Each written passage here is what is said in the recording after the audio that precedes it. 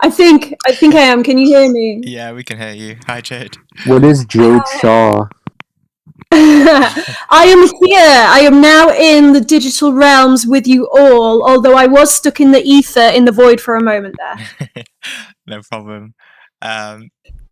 Yeah, and there's a setting in Discord if you want to turn off the people joining and disconnecting, but it's fine. You can just leave it if you want. That probably will take me another half an hour just to find that button, to be fair.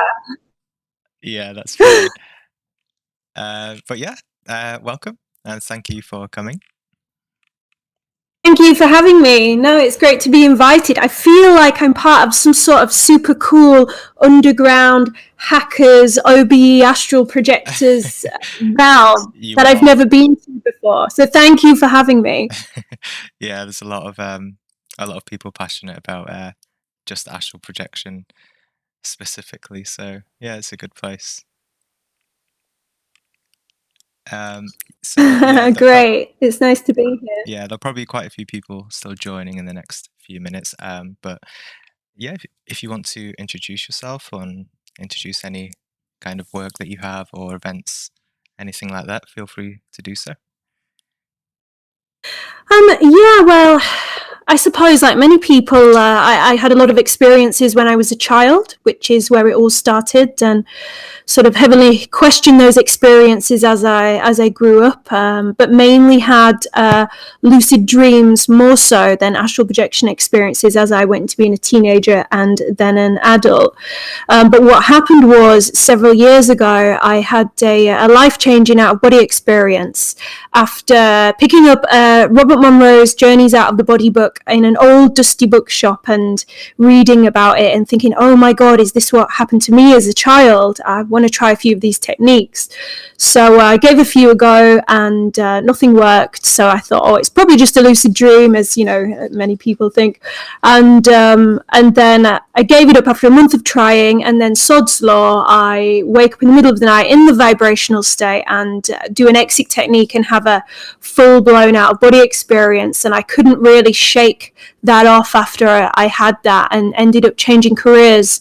I was a choreographer for and a dance artist for the Royal Academy of Dance in Sadler Wells, and I've been doing that for 15 years, and then decided to leave my own company behind and go do a master's degree in transpersonal psychology, which is the study of consciousness, psychology, and spirituality, and the correlation between the few. And for my dissertation, I looked at the phenomenological effects of out-of-body experiences on a person, so how their life changes after they've had quite a radical OBE, let's say, one of the powerful ones. And then I made a film about it, because when I started sharing experiences, like a few people on here, your average Joe off the street that hasn't heard of it or had them really struggle to understand. So I wanted to make a documentary aimed at anybody that doesn't know anything, so that they could understand more. So this is called Insight Out, and I went around the world interviewing authors such as Eben Alexander, who wrote Proof of Heaven, award-winning researcher Dr David Luke, who studies psychedelic experience, and former NASA physicist Tom Campbell, who wrote My Big Tour, amongst a few others. He's also an OBE teacher. And then got asked to be the consultant on Netflix Behind Her Eyes. The series is based on the book, not not some of the stuff that I did with them, but I did do a workshop with the cast, which was fun, and several of them got to the vibrational state, and the main woman who plays Adele actually managed to get her kind of head out of the body in the workshop. But as with many people, beginners, should I say, it was it blew her mind, and she came back to the body instantly before she had a full exit. And then, as I was doing this research, I also wanted to look at spiritual traditions. So I did a pilgrimage to Peru, did a shamanic retreat out there, pilgrimage to India, went to a lot of the sacred sites and did some of the Buddhist practices, and same with Bhutan. And then I've just been teaching and doing talks for about 7 years 7 years now. And my approach is through mindfulness. So I try to take a balanced view and a mindfulness approach, which I think has worked quite well, to be honest, in making it accessible, because I've been approached by sort of magazines like Women's Health. Like, it's absolutely mad. Astral Projection was in Women's Health magazine. I don't know if you know about this in the UK, but it's kind of a normal national magazine which you would just not really see these sorts of practices in. So I think it's slowly but surely getting out there in the world. But I'm very much influenced by the Tibetan Buddhist view as well, because I lived in a Tibetan Buddhist temple for 5 years and did a lot of the dream yoga practice, of course, which lucid dreaming is a part of as well. So I'm quite influenced by the Buddhist view, even though I try not to take any kind of belief system stance. But it's very hard in this day and age. So that's sort of like me and my experience to a degree, in a nutshell, if that helps. Yeah, it's amazing. Thank you. Yeah, like you said, I think when Behind Her Eyes came out, there was just like a shock to kind of collective consciousness about astral projection. In the subreddit, we saw a huge spike in new members, and I think there was a discussion in the subreddit the other day about people asking, why doesn't everyone believe it, or why don't people know about it? And people were saying about maybe it's science, but a big thing I think is, getting this topic into mainstream consciousness through like media and films and news. I think that's really influential socially. Yeah, I agree. I think it's a really good way to get it into people, to have access to it. And this one was a bit better than the others. They always pass astral projection off in films and stuff. They always take the horror angle, twist, and even though there was a slightly dark edge to Behind Her Eyes, I do think it was one of the better ones in terms of showing quite accurately, actually, how it feels to have an experience and some of the things you can do. Yeah. In that. Yeah. I'm interested in I didn't know you went to a shamanic retreat. Was that like based with like Native American kind of shamanism? No, this is going back quite a while now. So this particular shamanic retreat, because I've done a few since then. Well, I can't remember the exact tradition. That's terrible, isn't it? But it was in the mountains of Juarez, and it was with a shaman from a local lineage and community there. Yeah, I'm really sorry, I can't remember the exact tradition, but it was in Peru, so it was in South America. Yeah. Okay, great. All right, well, thank you. We can just get started with the Q&A then. Anyone can just, as usual, just unmute your mic if you want to ask a question, or there is the text to voice channel at the top. If you just ask your questions in there and I will ask it for you. I think I'll start with the first question because it's probably the most upvoted question that we have for every single guest, so I might as well get it out the way. How do you see, or what do you understand the difference between lucid dreaming and astral projection?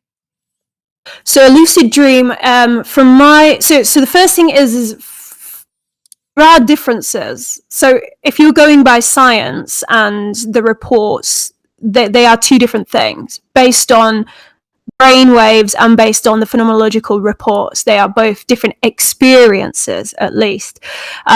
But before we go into that, my analogy, and this is slightly influenced by Tibetan Buddhism, but also from my own experience, currently I lean towards the idea that a lucid dream is a bit like you are inside the computer of your own mind. You have access to the hard drive, the files and the pictures, so your trauma, memory, unconscious mind. An OBE is like you're inside the internet, so you access wider realities, external information. You can visit different sites and different people and get verified experiences, and potentially visit other beings or entities, let's say, or thought forms. So, but this is the tricky part. I do think there is a cable that attaches the lucid dream to the OBE state. So you can springboard from the lucid dream, the boundary of your own mind stream, into then wider planes of reality or existence. And what that is interpreted as depends on how you look at reality, how you define reality. That's what I lean towards. But going back to, if we do remove belief systems and such as the shamanic interpretation, Buddhist interpretation, spiritualist, and just look at the data, what do people actually report? There are some differences. So the main one is that lucid dreaming only happens when you're asleep. So lucid dreaming usually occurs in REM state, but sometimes in some deep sleep states. And the areas associated with self-assessment and self-perception, which is the right dorsal, lateral, prefrontal cortex, and the frontopolar regions, physiologically switch on. So it's a hybrid brain state. We're both conscious and unconscious at the same time, but lucid dreams only happen when we're asleep. The OBE can happen in multiple brain states when we're awake. In fact, most of them happen on the cusp of sleep in what we call the hypnagogic or the hypnopompic. So when we're falling asleep or waking up from sleep. And it's associated more so with the tempoparietal junction, also known as the TPJ, which is the visual, auditory, somatosensory system. So where we perceive ourselves to be in space. And when this is triggered, people can have an OBE-like experience. I say out-of-body-like experience because it's not a full-blown OBE. It's more to do with body distortions if that part of the brain is triggered. And this is the experiments that neurologist Olaf Blank did. So, and then the second thing with this is that the vibrational state is usually associated more so with the OBE than the lucid dreaming one. So before we exit the body or have the sensation of shifting beyond it, we might go through the vibrational state. Now they have put people into headsets and looked at their brain during the vibrational state. So they were awake in the vibrational state, wearing all the electrodes. And you might find this really interesting. They go up to peaks of 200 hertz in gamma wave. Gamma wave is the aha moment, the epiphany, the flow state, hyper-focused. And Buddhist monks that go into meditation in deep states, they've peaked at, I'm not sure if this number's exactly right, but up to like 100, I think it was 120, whereas if you're in the vibrational state, you're peaking up to 200. I mean, this is a rare few people, it wasn't everybody. So the brain states are different, but also subjectively it's different. People that have a lucid dream tend to go, aha, I am dreaming. They report that they had a dream. It was amazing. They had control. If you've had an OBE, generally you'll be like, that wasn't a dream. Most people say, and one of the most commonly reported phrases is, it felt realer than real. So that's just neurologically, phenomenologically, so how we experience them. There's some different things. So I'm going to just bullet point and quickly reel off some just for the sake of time. So there's the vibrational state, which I've mentioned. The body is different. So in an OBE, people report an energy or a light type of body that's malleable, almost ghost-like. I describe it in some of my experiences like an energy body, or if you've seen the film Predator with Arnold Schwarzenegger back in the day, the alien, which is almost see-through. That's what I've experienced myself like. But the body, how we experience the body in a lucid dream is not always for everybody, but it's almost exactly the same as your real body in real life.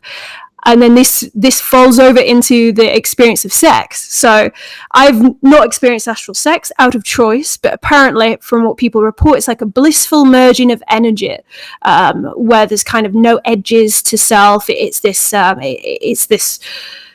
overlapping, beautiful kind of merging. Whereas sex in the lucid dream, of which had some experience, is almost the same, as almost exactly the same as real life. Of course, you can have it in the sky, you can have it with a celebrity or whatever, but the feeling is almost exactly the same as in a lucid dream. And then the interaction, the reality check. So in a lucid dream, you look at your hand, you look away, and you look back, and your hand might change. And that's because your brain can't recreate the same image twice because of the detailed pattern. When you try and do a reality check in the OBE, you can't do a reality check because you don't have a hand. because you've got an energy or a ghost-like hand, or sometimes you do get almost a holographic-y kind of hand, but you can't do it. Doesn't work. Your brain's not recreating the same thing, because are you even within your own mindscape anymore? That can be slightly debatable. Then the time estimation is different, but I won't go into that just because once we get into time and space, that'll be it. We'll be into quantum physics and we'll be we'll be going down the rabbit hole.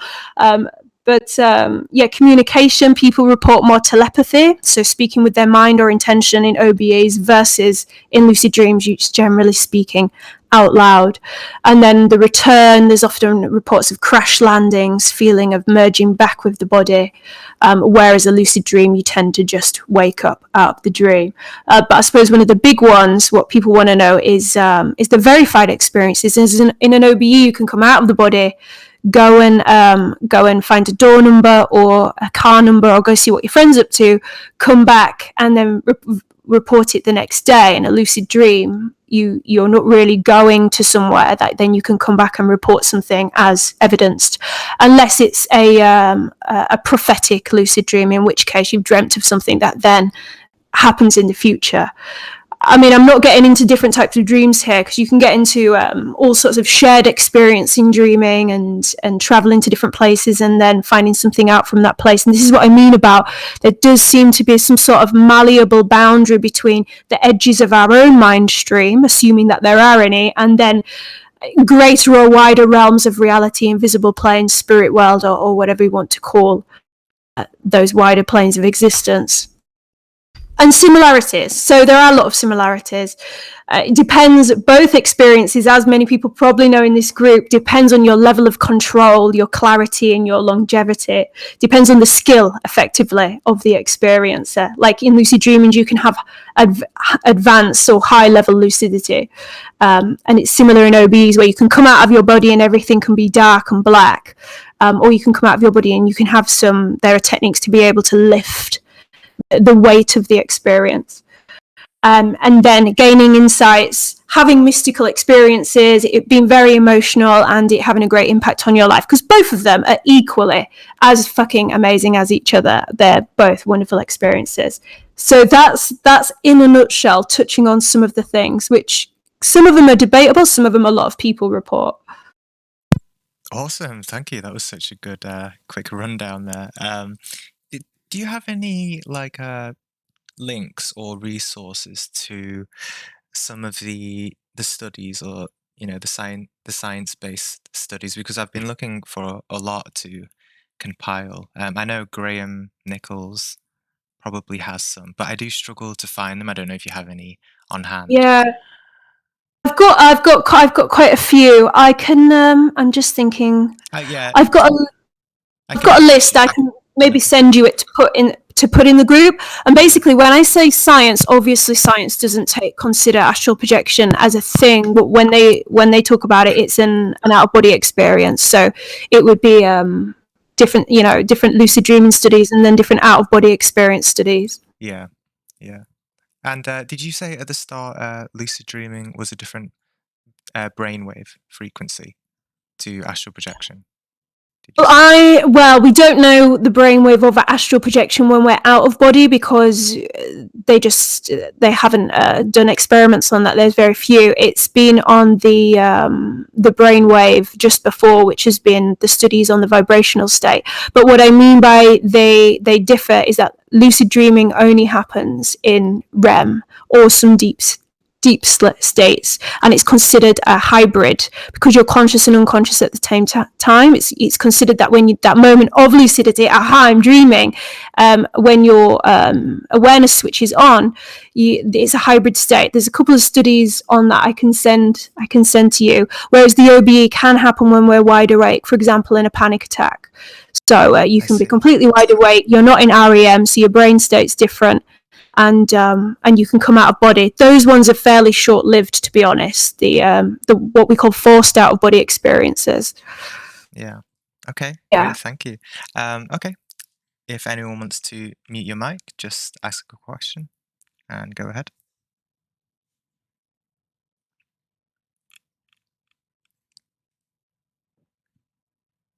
there's always a little silence before the first Hey. person. There we go. Hello, Hey. hey, I read the little summary that was on the Reddit, and the Reddit was talking about shows, or I mean, sorry, not shows, talks you did in London. Can we have more information on this, or is there any way we can find out more about when your next talk will be? Yeah, thank you for asking. I'm actually taking some time off from events because I'm drastically trying to put together a 6-week course for Mindvalley. It's like an intensive 30-day astral projection course where you do 20 minutes a day. So I'm not doing any events in London, but I am doing an online event with Tree Carr, who is a lucid dream author, talking about lucid dreaming. And it's an 11-hour immersive experiential retreat where we do basic fundamentals in the morning, take a deeper dive in the afternoon, and then in the night we actually all do a wake back to bed together. And we wake you up and we do an into-bed practice, and then we do a dream circle in the morning. And I actually teach some techniques how to springboard from the lucid dream into astral projection during that. And we use herbs as well. So if you're interested in dream herbs, this isn't my area, it's trees. She teaches how to use like ancient Egyptian blue lotus and that. It's really fun and it's really nice because everyone gets to know each other and share experiences. So if you're interested in that, that's at the end of the month on the 29th and the 30th, Saturday to Sunday. Thanks. I'll take a look. No worries. Is that a virtual thing? Yeah, it's online. It's online on Zoom. So Okay. it's, yeah. That sounds good. Okay, yeah, anyone, if you want to ask a question, just unmute your mic. Hi, Jade. Hey. I would like to know, apart from Blue Lotus, potentially, what are the other catalysts that one might take in order to improve the chances of having an experience? Do you know what? This is not my background. I've done the workshop about 3 times, so I really should know this. But and probably some people in this group actually, I probably have more of an idea than me because I've just started looking into dream herbs. This is really Tree Carr's background, so if you want to know more about this, I would suggest looking up her. But it's a blue lotus. There's a really fancy one that I can never pronounce properly. Lakatasishi something. It's like Calais Saticisi or something, yeah. Yeah, exactly. That one. Mugwort is very quite a well-known one. So those are 3. Lakatasishi something, Mugwort, and Blue Lotus are 3 that I know Tree works with for dreaming and astral projection. But I can't give more info apart from that. I'm sorry. And I really like are you French? I'm learning French at the moment. I've just started. Yes, I'm French. You can tell, Yes. right? Yeah, I love your accent. I've just started, but I sound terrible. So I won't attempt to even do any with you right now. But it just got me excited because I'm learning at the moment. I've been learning for 2 years and I'm still struggling. So hard. Like Astral Projection is very hard. I've been trying for 2 years, but still cannot manage. Thank you for that question. Yep, anyone else? Just unmute your mic whenever you like.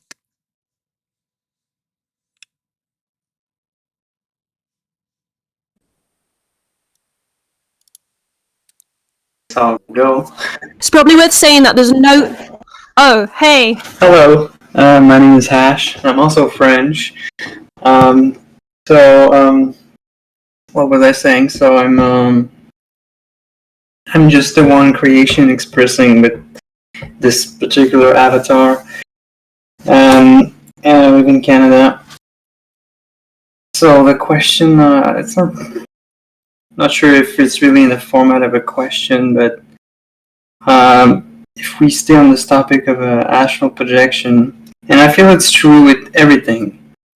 So before I even knew about astral projection, It's like I had no concept in my mind. It didn't even exist. And eventually I came in contact with the concept, and I feel like as an individual, you have a choice to either believe it or not believe it. And the way I have to explain the phenomena is that it's all based on your belief. So if you put focus on it, you'll get like different type of people that share the same belief or same focus. This Discord is a proof of that to me. That surrounding yourself with people that share the same interests, knowledge, and experience. Books also comes to you that you never knew existed, and then eventually you get your own experience. I had my own that were not full-blown astral projection, but sort of like involuntary or like really quick exit and then coming back to the body. So part of me feel that there's something there about changing your core belief. It's like when they describe enlightenment, it's an unlearning process. And I like to think that if we give another example other than astral projection, if somebody were to levitate, what he did is basically unlearn gravity with the explanation or the theory I'm exposing right now. Curious to hear what you have to say about that. Yeah, well, I think you're completely right. And one of the things that I say to people is to connect with others, read lots of books, and immerse your consciousness in the possibility of astral projection. I mean, there's a bit of a pro and a con here, because on one hand, it's quite nice not to know about anything, to see what experiences you have without the input of others' experience, but then also it can help trigger an astral journey through immersion in conversations, books, and knowledge with that. So you can use that definitely as a technique. But there's something about what I'm really interested in is experiences you have that go against your core belief system. Because is there some sort of perennial truth? If something, you don't expect something, it goes against your belief system, you didn't even know about it, then how can that happen? How can it come into awareness? This is what I'm interested in. So people that have OBEs without knowing anything about it, and it just spontaneously happens, which it does to some people. I remember William Buhlman, who wrote Adventures Out of the Body. He's the main trainer at the Monroe Institute. He said there was this man who kept having experiences. He didn't want to have them. He kept waking up, getting out of his body, and would sit at the end of his bed, out of body, waiting to go back in body. He didn't read about them. He didn't want it to happen, but it just kept happening. So why were these happening to him when he didn't know anything about it? So he sort of wasn't placeboed into it. So if something has happened that goes against our belief system or we're not even aware of, why is that? And is there something perennial there? And you find this with also some of the, let's say, beings that people meet as well. There's 400 people here. So if we've all experienced a same being, but without knowing about it beforehand, what does that suggest? Is there something there beyond our own belief systems? And Robert Monroe, who I've mentioned, and if you don't know him, he was one of the first people to look at out-of-body experiences from a kind of a secular point of view, a non-spiritual point of view. I've lost my train of thought. Sorry. Give me 1 second.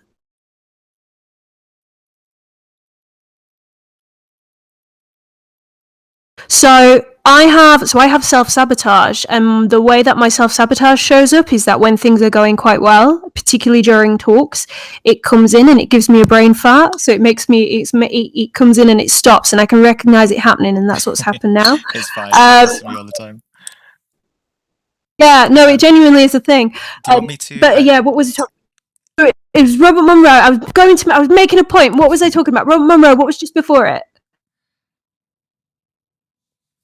I was having a bit of a brain fart as well, messaging someone. You wasn't listening, was you, Jade? You wasn't listening. I think you're people join the event. You were talking about people who kept astral projecting against their will. And you were Yes, talking about okay. a professor There we linking go. together. Yes.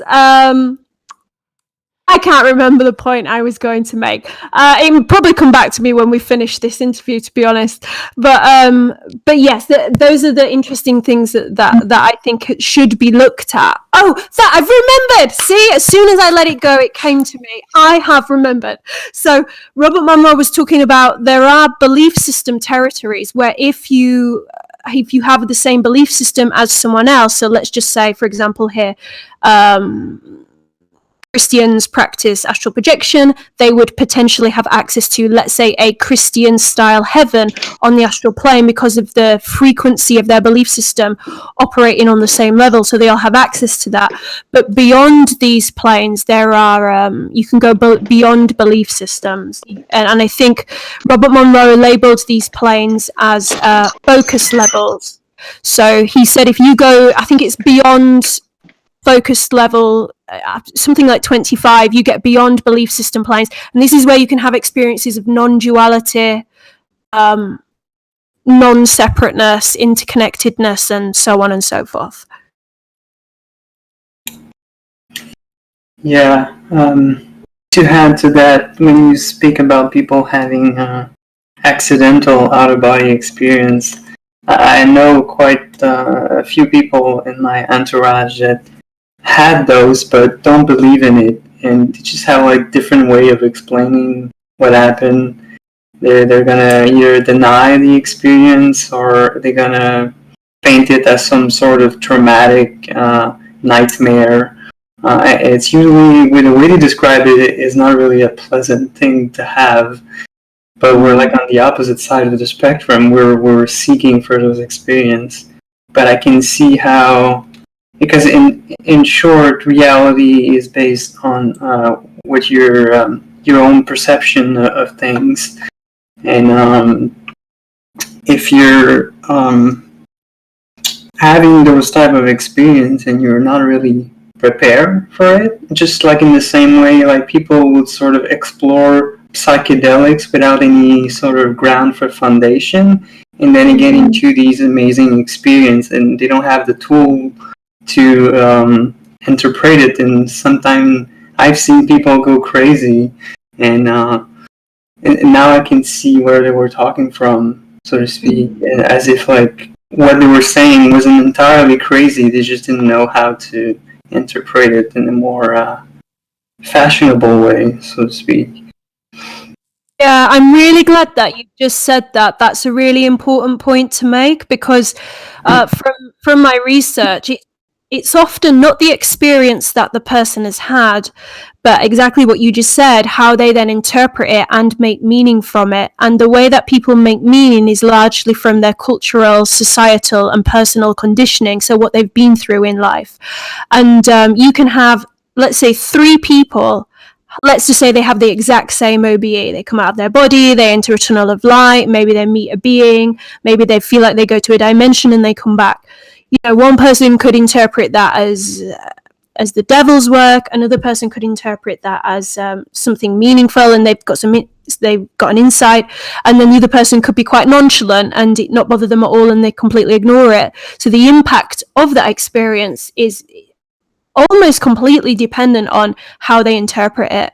And when you mentioned there about some people, you know, going crazy, going out of their mind, I do think it's important that if somebody has a weak sense of self, or a weak ego. So in this case, it's quite good to have a strong ego, sense of identity, because we can come back to that after an experience. Whereas if our sense of identity and self is quite fragile, the scaffolding of our psychological mind is crumbling away, or it's not quite strong. It's not actually good for people to do expansive practices, because when they come back to the physical, back to their everyday life, they cannot ground as much, which is why I also teach embodiment practices and talk about integration, so how to integrate and go forward into your life, particularly after a powerful out-of-body experience, which can change the way you think about yourself and change the way you think about the world.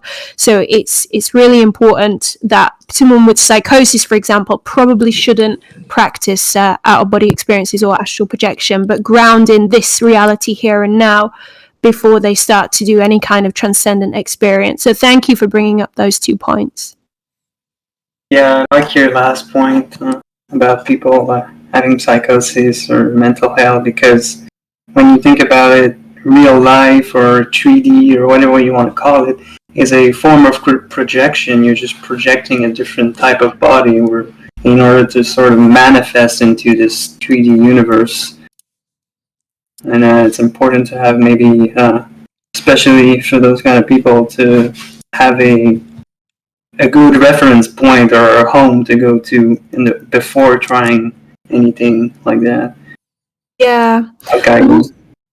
Yeah, exactly. And it's also good for if someone has had an experience that has shaken them and they're struggling to make sense of it, that whoever they tell that to just listens to them, doesn't try to interpret or fix it, and doesn't shame them, and just listens and say, I hear you and I'm with you, and isn't that an interesting experience?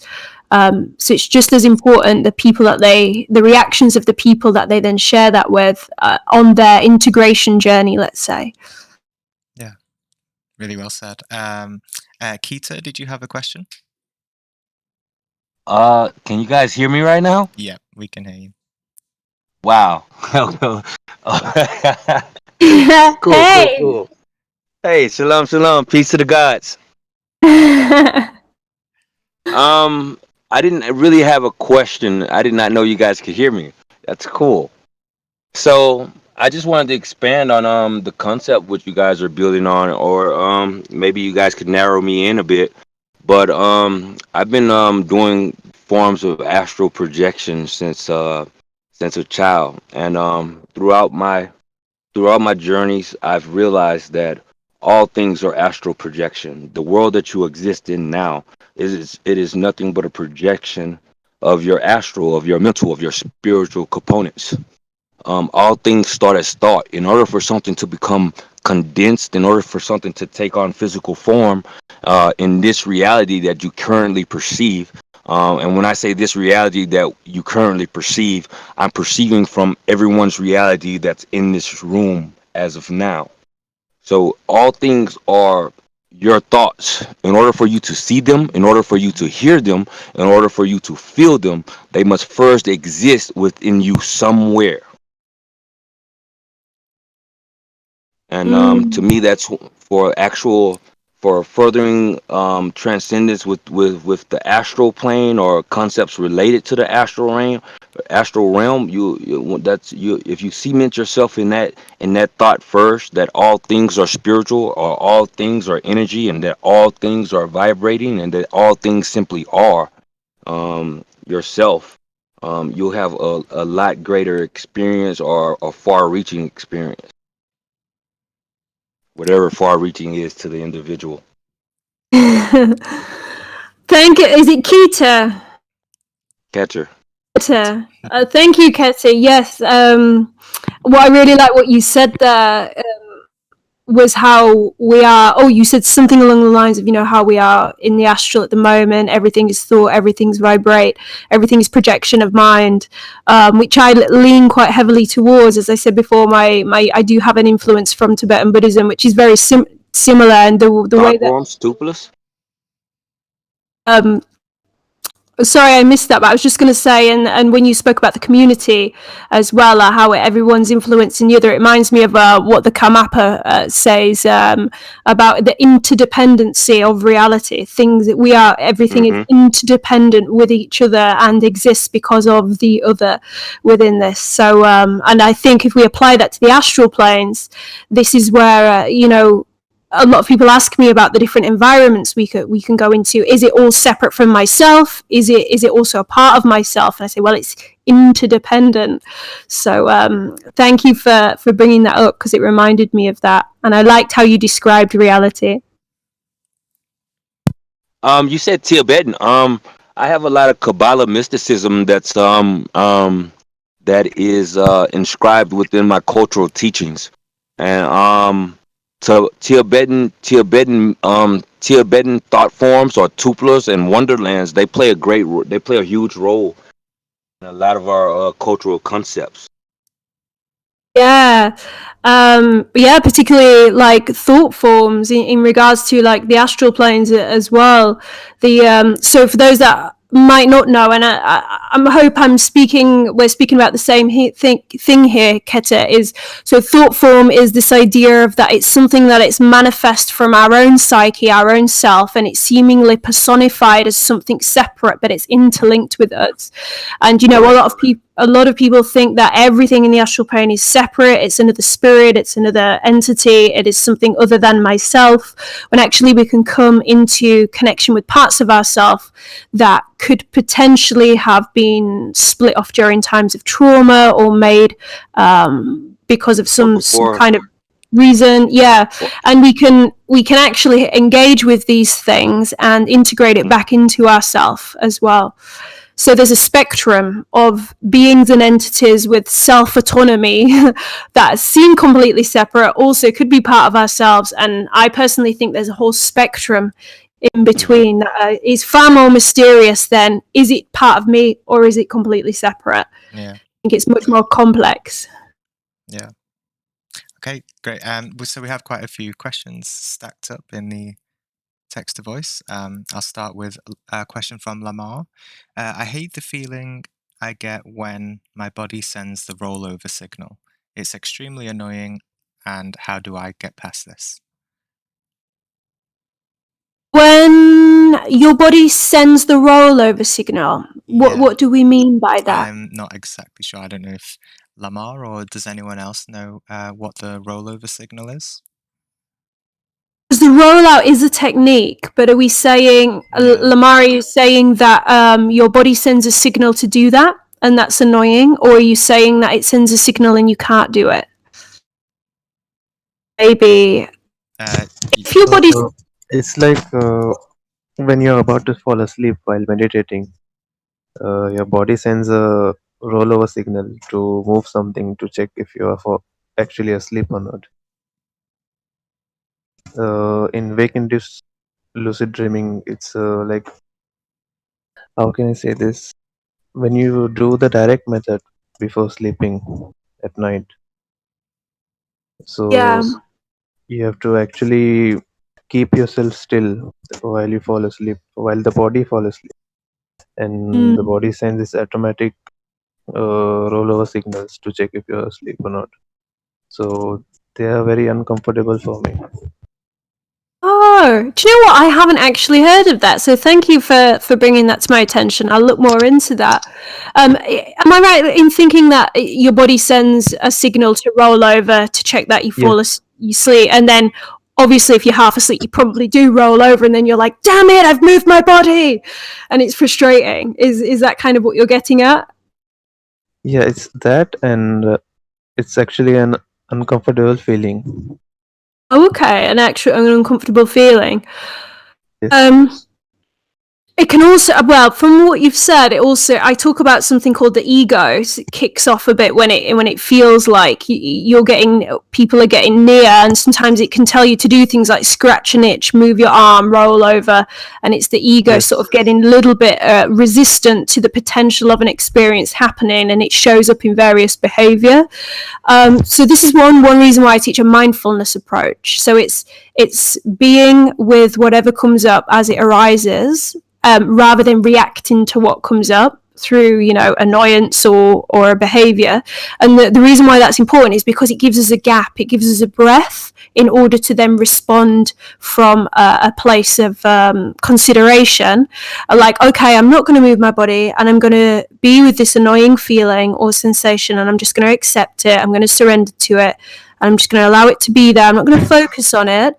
And then hopefully it will sort of dissolve or away, or something else will come up. So being with any awkward feelings that arise, because the awkward feelings might be arising for a reason. There might be a reason there as well. That is something deeper to look at that could be blocking us from having an experience. So I teach a technique that I'll share with everybody now, which is can be used for any altered state practice, so meditation, astral projection, lucid dreaming, plant medicines. So it's called the RAIN technique, and it's popularized by Tara Brach, who's a famous mindfulness teacher. She says, recognize, accept, Recognize, accept, investigate, and non-identification. And what that means is wherever you are, you're floating in the void or the ether, you're in a lucid dream, maybe you're on plant medicine, but whatever is happening, you recognize where you are. So you just look around, or you feel, or you're sensing to where you are. Without having to comment or narrate, but you just go, okay, I'm floating here in blackness or whatever, wherever you might be. Second is accept. So you accept where you are and any feelings that might be there. I'm a bit annoyed, but I'm going to accept that feeling, and I'm going to accept this situation I'm in. And if we're in an astral projection experience and we've come out somewhere dark and shadowy, it means accepting that we're in a dark and shadowy environment and being there. So accept. And then the next is investigate with detailed attention. This will help with our recall. So sometimes we forget things from our experiences. So if we look at everything with like we're looking at a painting, or all the patterns, the colors, the textures, the details of wherever we are, even if it's somewhere quite subjective or abstract like the void, just investigating where we are. And then the last one, which is often quite hard for people to do, is non-identification. So don't self-identify with where we are. So this means, oh, I've come out of my body and I'm in a heavenly, amazing place. It's all beautiful. I must be such a good person. I'm actually an enlightened being. I'm fully awakened, and I'm being sent here to be the next guru. Can you see that I'm narrating a story that I'm telling myself over the place that I've entered into? Equally, a person may come out into a dark place and go, oh my God, I'm in a dark place. It's a hell realm. It's an underworld. There's going to be evil beings here. I'm going to be attacked. I must be a terrible person or evil because my belief system will make me resonate on this. It's my own fault. Like, again, there's a narration over the top of that, telling a story that might be true, but also probably won't be true. So it's, again, non-identifying with where we are. So that's Tara Rain technique for approaching environments in a mindful way. Recognize, accept, investigate, non-identification. Any altered state practice. What makes it what would make it not true? Well, so for example, if I'll tell a short story. So if my friend who's a teacher came out of his body and he saw a shadow figure walking towards him. So I don't know if people have heard, there's this idea of shadow figures. So if he'd have just reacted to that and gone, oh my God, it's a shadow figure, it's come here, I need to get out of this, I need to run away, and just reacted to that, he then wouldn't have done what he did, which is he goes, okay, I think it could be this, but I don't know that for sure. I don't know that to be true. So I'm just going to be here, accept what's here, and see what happens. And as it got closer, it came into view, and it was actually his son. And he ended up having a shared astral projection experience with his son that he corroborated the next day with him. And they told each other varying details that were the same. So what I mean by not true is, because I know what you're getting at here, it depends how you define true and truth, right? But in these cases of reacting to what we see, what may seem to be terrible things, if we take a moment to pause and just recognize that we're telling a story, usually based from our religious or cultural conditioning, that sometimes it's true, you could be right, you could be completely right, but it is good not to let that narration and that story take over, because then you get into beliefs of catastrophizing. So limiting beliefs are one of the blocks to astral projection. Limiting beliefs before the practice and during. And one during is catastrophizing. I need to run away because I'm going to be unsafe. I don't have the power to manage this. Something's going to get me. I'm going to get possessed. I'll be attacked. I can't go back to my body. All of these are limiting beliefs based on probably stories and culture and some of these backgrounds that we've had connection with. Have those things ever happened? It depends. You can have three people that have, let's say you can have three people that have had the features of possession. One may have been possessed, one might not have been, and one might not be affected whatsoever, and yet they've all had the exact same experience. So right. Again, well, exactly, this is what I mean. So it depends on what we perceive reality to be, what our level of awareness as a practitioner as well, because again, I'm talking about possession loosely here. I'm not on about, possession in something possesses me and I go and I'm screaming like in a horror movie. It depends what you mean by that. So yeah, it depends. I'm just going to put it this way. Most of the people that get attacked are the people that are going to believe they're going to get attacked. For example, I don't do any protection before I do astral projection. I don't do any protection, any psychic protection, thing, and I've never had a dark experiences on what other people might perceive as negative, but I haven't had any terrible, awful experiences ever. And I don't do any kind of protection because I don't believe I need protection, because within the belief of protection, there's a duality that there's danger. So if I believe I need protection, thus, therefore, that I'm going to encounter danger. But that's a habit that I've actually trained. It's quite hard because ingrained in humans and our archetypes of the way we tell stories and myths, there is this duality. They have contradictory beliefs, and most people aren't aware of the contradictory beliefs that they hold in their minds that prevent them from doing a lot of things that they're capable of doing. Exactly. You said something. Yeah. You said something along the. Go ahead. I'll wait. You teach mindful meditation, right? I have a question related to meditation. Like, I don't know what to focus on. Do I keep my mind clear and empty of thoughts, or I just have no idea what empty mind looks like? Could I help? Well, one quick thing there. So so there's two things there.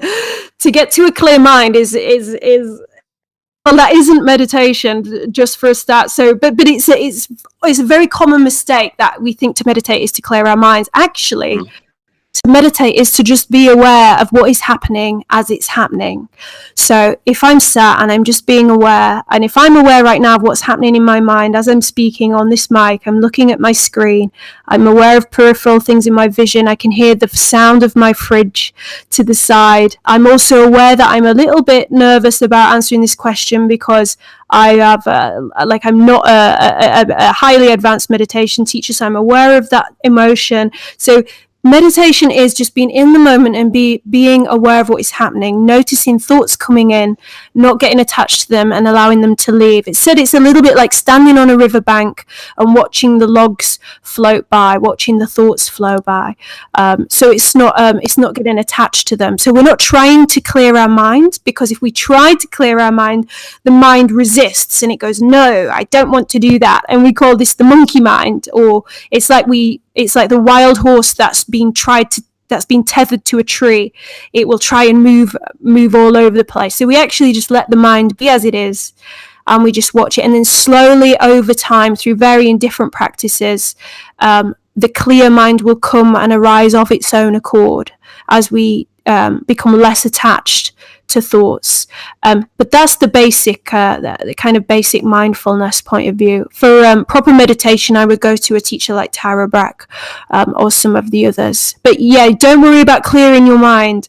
I'll give a very simple one. If you've got a candle flame, this is called one-pointed centered awareness or focus.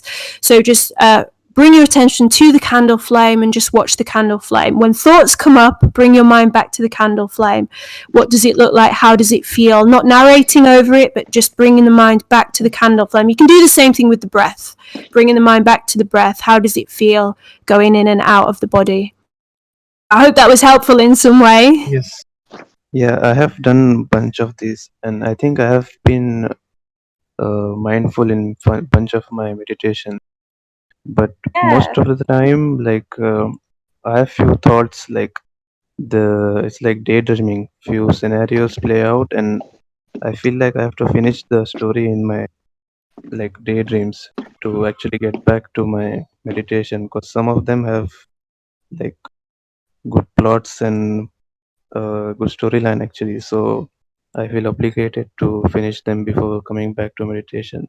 So is this okay? The daydream is a meditation. Most people get sidetracked from the concept of meditation. Like I teach my wives, meditation is repetition. it's repetition. It's doing something over and over. Music, prayer, yoga, whatever you like doing. If you can immerse yourself in that moment and in that feel, that's meditation. And if you could become more consciously aware of those daydreams that you're projecting, and your ability to mold them and interact with them, you can pull those from daydreams into your actual reality that you live from day to day. The same place that you're trying to escape from or build onto or add on to. That's a great answer, Kita. I just noticed you're new to the server, so and just letting you know it's not much of a general discussion. Our guest is Jade, so yeah. If you can just Oh, okay. I apologize. no, it's fine. Good question. I really like the point that you made there, Keita. That I really like that. I think that is right. And actually, that's a good point that Keita raised. That if you do find sitting meditation quite hard, you can do movement meditation, yoga. Some of the ones that Keita pointed out, it might be a little bit easier to do something more with the body, or more with creativity as a meditation. Rain, did you have a question? Yep, I'm here. So you mentioned, Jade, that you have a lot of experience with lucid dreaming too. I was wondering if you're familiar with The Art of Dreaming, the Carlos Castaneda book. You know what? I have it, but I read it over a decade ago, so it's really fuzzy in my head. Oh, okay. Because I was gonna have a couple questions about that, but yeah, there's just this concept that is talked about in the book about the union point, which is kind of seen as this energy point behind the back, the scapula area, which the shamans from Mexico basically explain as this point which can be moved and fixated in different positions, and depending on the positions, it might give a different state of awareness, either in a dream state or what they call more of a dream state, in which you have cohesion, which kind of sounds like the astral projection state. And yeah, well, if you don't really remember about it, it doesn't really matter. But I was wondering if you have any experience of seeing or maybe feeling such a point. And so no, I'm not very familiar with this point, but just to elaborate a bit further, to ask you, when he talks about this, how does he say this point shows up or reflected in the lucid dream state? How do they say it affects that? Well, it's not really in the lucid dream state. In the book, he talks about like there's certain shamans that have the ability to see, and he doesn't really explain what seeing means in common words. It just says that past a certain point of cohesion with your energy body, you don't really see the dream or the world and the objects as they are, but you see the energy past them. And as you look at humans or other beings, they usually have this cohesion, like this union point, which is basically, he says, I don't want to go too much into detail, and but he says humans have this tend to have an egg or an cohesion point is like close to the surface of the bubble, but inside the bubble at the back, and it's like a bright point in that area in between the scapulas, about a few inches behind the back. Okay. Well, thank you for sharing that. Don't worry about going on a bit, because there's some people probably listening that find that really interesting and probably can be signposted onto the book now. And I'm going to revisit that because, like I say, I read it years ago and I can't remember much. So no, I don't know much about that. I'm sorry to say. I mean, I've certainly experienced varying advanced levels of lucidity within the dream state. And when you're talking about how the shamans see and seeing in various ways, it reminds me, again, my background's more in Tibetan Buddhism, it reminds me of some of the what they call enlightened masters or awakened beings being able to see beyond the physical, let's say, into the energetic framework of reality. It reminds me of that as you were talking about it, so I don't know if that is similar. And the only glimpse that I've got of that, if that is the case, is when I've done plant medicine on a shamanic retreat, and seen the very fabric of reality, as I'm sure many people have on such things like ayahuasca and wachuma. But yeah, I'll look into that. Thank you for raising it. Yeah, okay, thank you. And on a similar note, a question from Cheyenne. Is it possible to meet and contact loved ones that have died on the astral plane? Oh, I think she means who have died. But yeah, you get my point. Yeah, yes, yeah, it is, at least from a lot of the different spiritual perspectives it is, and it's often used by varying traditions to do that. It's one of the core reasons in the Vajrayana tradition in Tibetan Buddhism that they would come out of body, go into the after-death state, into what they called the bardos, which is where they believe that you go after death to help consciousnesses or souls, if you like, kind of move on to their next part of their evolutionary journey. But maybe to bring it back down to earth for a bit, I talk about how astral projection can be used to help heal grief. And one of my case studies called Kate, she had this experience of her meeting her dead father. So her father was in a home and she was at work, and he'd called her and he'd left a voice message. He was sort of babbling incoherently on the other end of the phone, and she thought, this is strange, he doesn't normally call me, he didn't seem himself. And so she called the nurse, and the nurse said, well, let's just give it another day, see how he gets on, and we'll see how he is tomorrow. So Kaz went back to work, and unfortunately he didn't make it to tomorrow, and he died. So not only did I think I've said Kaz, I'm supposed to use her pseudonym Kate, but I know she won't mind. So Kaz felt very guilty about this. She'd had a dysfunctional relationship with her father, and she wanted to meet him to get closure and to have one last moment with him. So she tried to have an out-of-body experience, had a couple of failed attempts, but then I think it was on the third one, she met with him, and she said, do you know what, it wasn't anything massively extraordinary or mystical, it was really normal, it was really like having a conversation how it would have been with him on, the physical plane in everyday reality. But I've got a quote from her that I'll read here because I don't want to get her words wrong, but she said, when I came back from that, the guilt just lifted, which was really something I had no control over. My logical brain was trying to work out whether it was even really him. How much can I trust this experience? I was doing all the logical brain things, but after that, my actual physiology, the cells in my body just changed, and that heavy guilt just went. It was a huge relief, and it was a sense that it's going to be all right. Everything is going to be all right.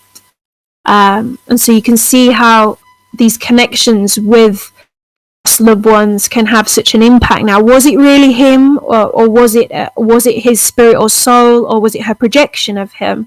Well, at the end of the day, perhaps it doesn't matter because she had the healing anyway. But it's certainly one of the things I point out, and I've had an experience with my dead father as well, which is probably the most powerful out-of-body experience that I've had, bar the one that made me change my career. Great, thank you. Short answer, yes. Okay, another question from Bojim99. How many out-of-body experiences or lucid dreams do you have on average per month? And I'm also curious whether you sometimes aren't able to remember anything at all. Oh, all the time. So sometimes I can remember clear as day, very vivid, amazing, and I have phases where that happens. Other times, can't remember a thing. Stayed at a friend's last night, and we always share dreams. She says, what did you dream about last night? I says, do you know what? I can't remember a thing. So, and I've kept dream diaries since I was age 7. And so it waxes and wanes. And I know, because I know myself quite well and I've built a relationship with my sleep and dreaming practices, I know it's because I'm quite stressed at the moment. I know it's because I'm not giving any time to it, and I know it's because I've been very naughty and I've not been writing in my dream diary. So it's all taken a bit of a toll on my practice at the moment. In terms of how many I have, it completely depends based on what I just said, how stressed I am, how well I'm looking after myself, how much I'm practicing. Because I think some people forget that it's a skill. Like lucid dreaming and astral projection is a skill that we need to practice. And like anything, if we stop practicing, we can kind of lose that skill. You know, it's like playing an instrument. Sometimes you get a bit rusty. Of course, there are people who spontaneously have these quite often. And certainly for me, lucid dreaming was that case when I was younger and still now. I do have to try a bit harder at astral projection, but one reason for that is because I've practiced lucid dreaming for probably 20 years, if you don't include my childhood stuff. But the astral projection I've only really practiced properly for about 6 years.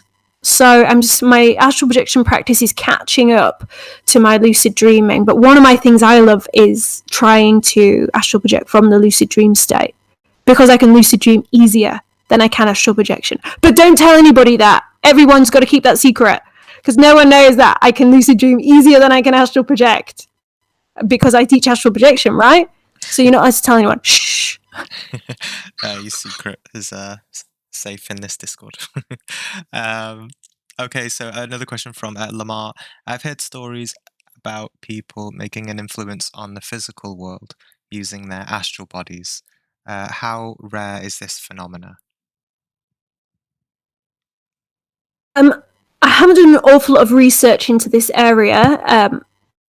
From what I know, it's quite rare. It seems to be quite rare, well, extremely rare actually, and you would have to be a very advanced practitioner, have a lot of control, have a high level of awareness, ability to use your intention and will. There's lots of things going on there, and bringing all those things together in the right conditions, in the right moment to have a specific effect. From what I know and from the books and things, is quite rare.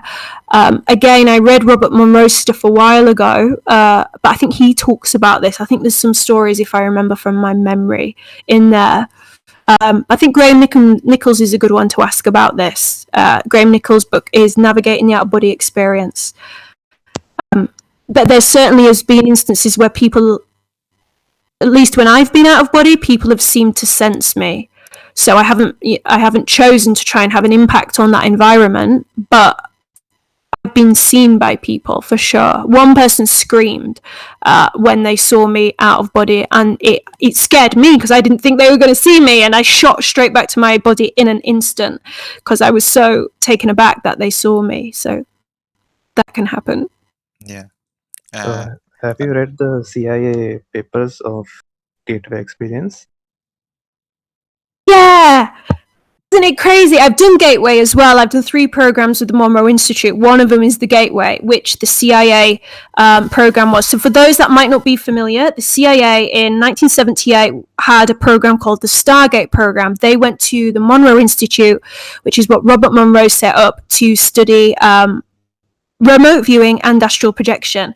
They released a report. Now that report went out and it got released several years ago, and then it got popular again, but there was a missing page 25. So everyone was like, why is there a missing page 25? Why was it ripped out? What does it say? A few weeks ago, page 25 was found, and it was actually hidden at the Monroe Institute, who chose to release it. And you can see why, I think, they chose to rip that page out and not show it, because it's got a lot of religious information in that. But one thing that I love is that they use this concept called the absolute, and they say you can access the absolute, which is, you know, this idea of Brahman, God, wider awareness, the all-seeing universe through astral projection. And this is the CIA wrote this report. Obviously, they're slightly biased because they say it falls in line with the idea of the Christian God, and obviously they're Christian, so there's some religious bias there. But it's cool. It's really cool. I'm sure maybe Jean probably has access to that somewhere and could share it in the group. You can look it up on Google as well. I think Vice did an article about it. But it's a cool story to look into, the CIA Stargate program. Yeah, I think we So have the absolute, I was just saying, I think the absolute would be. Oh, Go I'm on, sorry. go on. Go ahead. It's fine. I'm just saying we Oh. had the CIA files Okay. pinned in our subreddit, but I think the link's changed or something, so I need to update that. Oh, Coleus, sorry if I say your name wrong, has just posted page 25. Oh. The group. So there you go. Nice. And I maybe got time for one more question before I have to dash, I'm afraid. Oh, that's fine. Okay. I think, Marlene, you said a while back you wanted to ask a question, if you'd like to ask. Yes, I actually had a question. I've seen a lot of discussions about this topic on the internet, but I never really found an answer that really satisfies me, so I wanted to ask you as well. Is it possible to astral project through lucid dreaming? I'm glad you asked me that question because I've mentioned that a couple of times. So yes, short answer, yes. I teach this in a workshop. The workshop at the end of the month, in fact. I'm going to teach 3 techniques to springboard from the lucid dream to into astral projection. And just slightly recap, I did mention it at the very beginning, if you missed that. So it was just about how potentially lucid dreaming, I see, is the boundary of our own mind, like being inside our own computer of our own mind, whereas astral projection, I personally lean towards the idea that it is a bigger, wider reality where we can access verified experiences of going beyond the body, seeing things that are really there outside of our own mind stream. So when this goes on YouTube, just quickly pop back to the beginning because I gave a more in-depth answer that might be a bit more to your to what you want, but I'm just aware of time and that I said something similar. I missed the beginning. I wasn't here. So. Yeah, well, I gathered that. Don't worry, it's all right. Don't worry. But I'll give you a little technique to try. This is for everybody. Now, it's a bit tricky because sometimes this works and sometimes it doesn't, and it does depend on your discernment as a practitioner. So next time you get lucid, you can give this one a go. As I say, may work, may not work.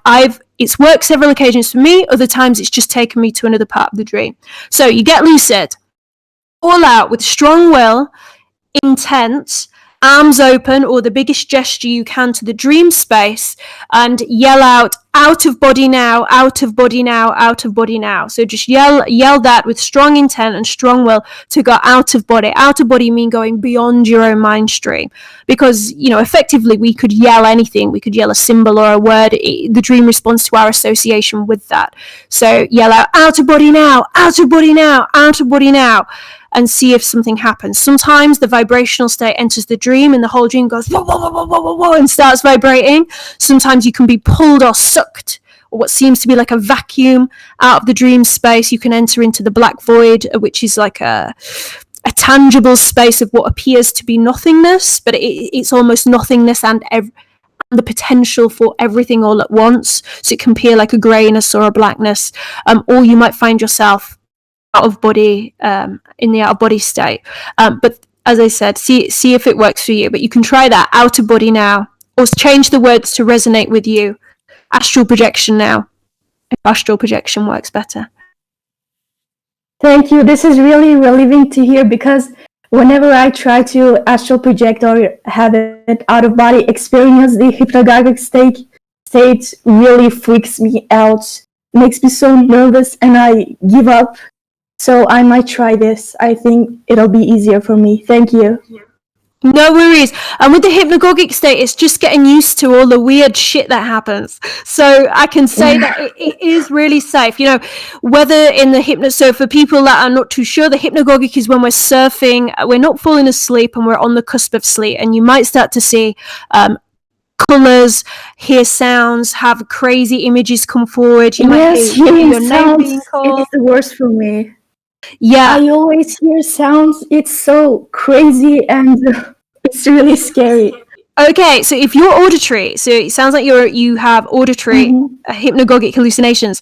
So do I. So ask a question in the hypnagogic and see if anything answers you. So this is not even dreaming, this is not astral projection, but the hypnagogic state within itself, which I call a highway, because the hypnagogic, you can go into a lucid dream, you can astral project, but you can also just meditate within that.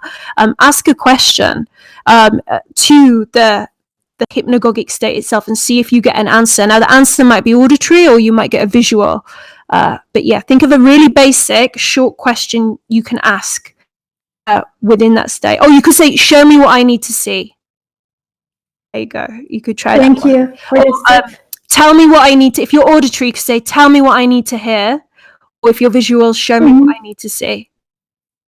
See what happens. Thank you. No worries. I'm going to try that too. Okay, well, thank you so much for coming, Jade. If you have any other things you want to promote or anything, your event at the end of the month sounds really good. I'm going to send the link now in the channel for anyone interested. Yeah, I mean, anyone is welcome to come. It's lucid dreaming and astral projection, and Jean's just put it in the group, so I won't harp on about it again. But if you want to follow me, sometimes I share free tips and tools, a bit like I have done in this group. On Instagram, it's Jade_Shaw_astral_teacher. Always put it in. There you go. And so I'm a bit more active on there than Facebook. I'm trying to get into TikTok, but I mean it's not of my generation, I think. So we'll see about that. But people keep asking me to do an astral projection TikTok, so we'll see.